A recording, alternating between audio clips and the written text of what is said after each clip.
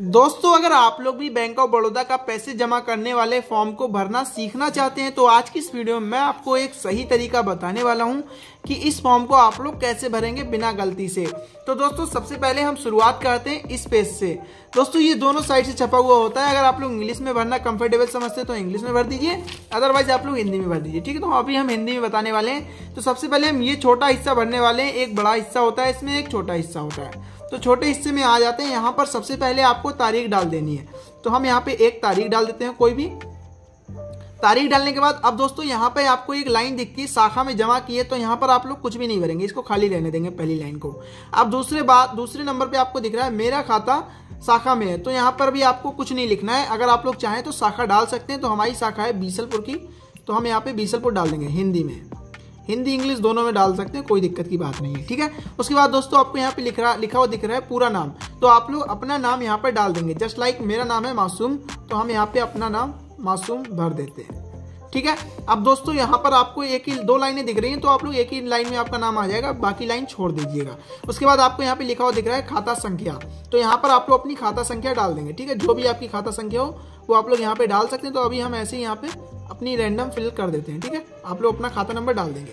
उसके बाद दोस्तों आपको यहाँ पे क्या करना है, ये वर्चुअल खाता संख्या लिखकर आ रहा है, ये आपको ऐसे ही छोड़ देना है। यहाँ पर आपको कुछ भी नहीं भरना है। उसके बाद खाते का प्रकार है, ये भी आप लोग छोड़ दीजिएगा। अगर आपका सेविंग के अलावा कोई और सा खाता है तो आप लोग डाल सकते हैं। तो यहाँ पे हमारा बचत खाता है, तो हम यहाँ पे बचत खाता लिख देंगे। ठीक है, बचत लिख देंगे, खाता बाद में लिख दीजिए, कोई दिक्कत नहीं है। उसके बाद दोस्तों अब यहाँ पे आपको जस्ट मैं मान लेता हूँ कि हमें 1000 रुपये जमा करने हैं। तो हम यहाँ पे विवरण नहीं देंगे, डायरेक्ट आपको यहाँ पे 1000 रुपये लिख देना है ऐसे करके। ठीक है, बाकी आप लोगों को यहाँ पे कोई भी कॉलम नहीं भरना है। उसके नीचे आ जाते हैं, यहाँ पे लिखा है कुल राशि शब्दों में, साफ साफ लिखा है। तो आप लोग समझ जाएं कि आपको शब्दों में यहाँ पे लिखना है। तो हम यहाँ पे शब्दों में लिख देते हैं 1000 रुपये। ठीक है, उसके बाद आप लोग लिख देंगे मात्र। दोस्तों मेरी राइटिंग थोड़ी गंदी है, तो आप लोग मैनेज कर लीजिएगा। अब यहाँ पे नीचे की लाइन छूट गई, तो हम इसको ऐसे ही छोड़ देंगे। ठीक है, तो हमारा ये छोटा कॉलम तो फिल हो गया। अब इसको हम यहाँ से छोड़कर बड़े कॉलम पे आ जाते हैं, बड़े वाले भाग में।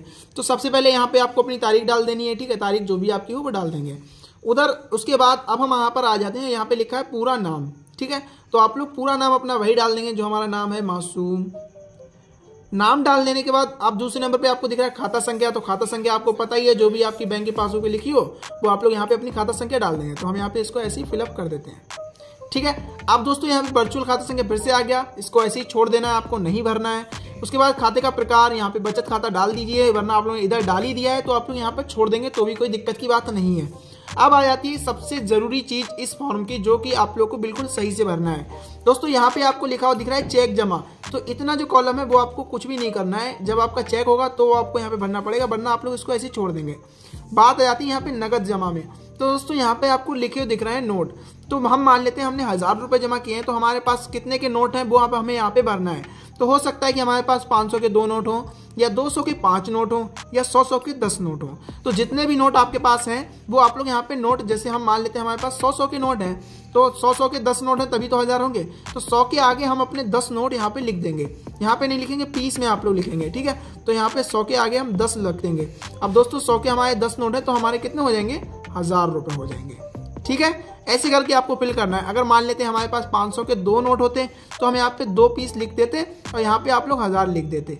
ठीक है, तो ऐसा आपको एक में करना है, जैसे आपके नोट हो वो कर लेंगे। तो हमारे पास 100 के 10 नोट है, तो हमने 1000 लिख दिया। अब उसके बाद यहाँ पे टोटल आपको लिखा दिख रहा है जोड़। उसके बाद आपको यहाँ पे 1000 रुपये लिख देना है, उसके आगे ऐसे कर देना है। ठीक है, ये चीज आपको बहुत ध्यान से भरनी होगी, वरना आपका फॉर्म गलत हो जाएगा। अब आ जाते हैं इसके नीचे आपको लिखा हुआ दिख रहा है कुल राशि शब्दों में। तो वही चीज है जो हमने यहाँ पे भरी 1000 रुपये मात्र, वही हमें यहाँ पे लिख देना है।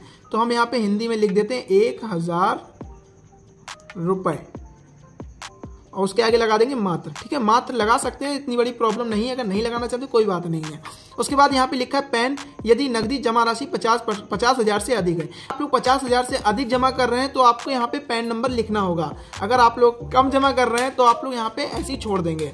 उसके बाद यहाँ पे आपको मोबाइल नंबर का एक कॉलम दिख रहा है, तो अपना मोबाइल नंबर आप लोग यहाँ पे डाल सकते हैं। ठीक है, 9010XX। ठीक है, हमने अपना मोबाइल नंबर यहाँ पे डाल दिया है।